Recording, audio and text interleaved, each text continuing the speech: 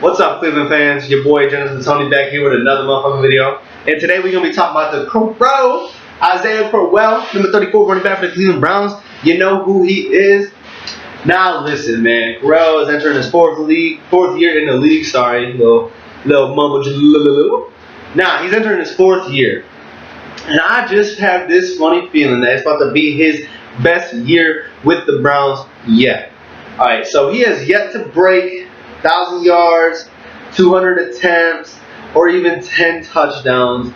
But I think all that is going to change this year.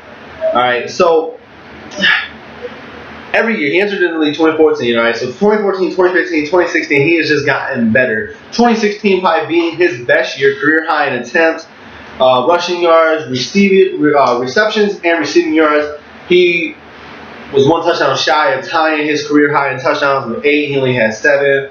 But anyway, blah, blah, blah. 2016 probably his best year, and that was behind a line that was just injury rigged like a motherfucker. A line stunk last year, gave up 66 sacks, la-di-da-da.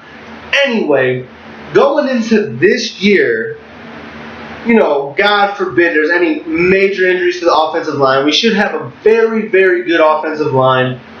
And Isaiah should be able to do some damage from the backfield, along with Duke Johnson and who else we got back there at the time. I really love the duo between Crowell and Johnson. I really hope that shit stays, you know. But listen, I went to the website and looked at all our offensive linemen and shit, because I ain't gonna lie, I didn't know all of them. You know what I'm saying? So I started looking at them, and I know they're not all gonna be here, but there is some depth in the offensive line this year. And however it ends up being set up, I think this is going to be the best offensive line that we've had in the last 4 or 5 years, give or take. You know, the last running back that the Browns had was Peyton Hillis. Remember him?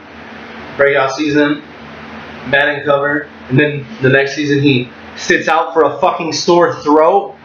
Fucking bum. You're making millions, you talking sore throat? I have a sore throat and going to work for $11 an hour. Come on.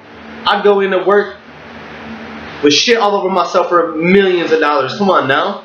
Anyway, so I'm looking at the offensive line. There's no way to tell who is going to be the starters and all that right now. You know what I'm saying? OTA is going on. Rest of training camp going on, and you got the preseason, la-di-da-da. There's going to be a lot of changes made, but I guess you can kind of say, like, hey, like, we know Joe Thomas is going to be the starting left tackle. You know what I'm saying? Unless a freak fucking accident happens, God forbid, he's going to be the starting left tackle. So I kind of just made my own starting lineup, and I feel like this would be a nice little lineup for real. Another thing I like about it, we got a couple players that can move around. John Greco can be guard, center. He fucking played 36 games at left tackle in college. So, you know, maybe we could get him in at the right tackle. But anyway, there's a lot of things that we can do this year. So hear me out with this starting lineup. Left tackle, you got Joe Thomas. Left guard, you got Joe Bitonio. Center, you got J.C. Treader. Right guard, you got Kevin Zeitler or John Greco, however you want to do it. And right tackle, you got Sean Coleman.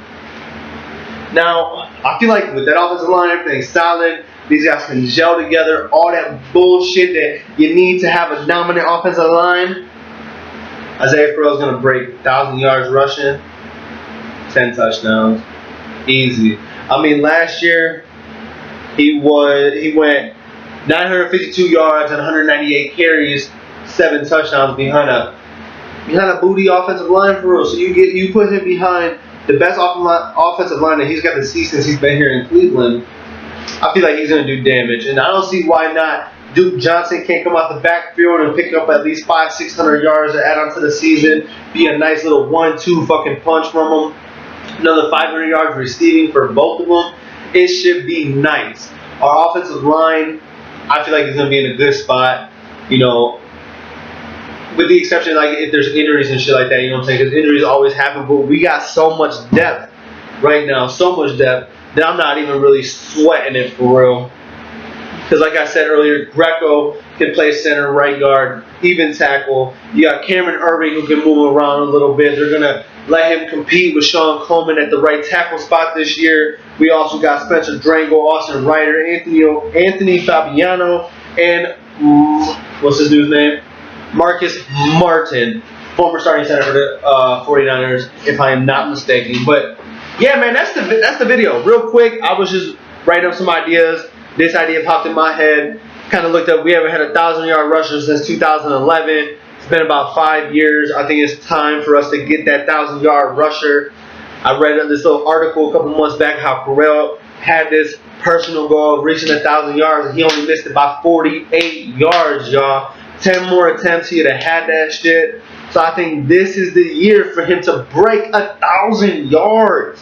1,000 yards, 10 touchdowns, right there. Best season, right there. Douches, y'all.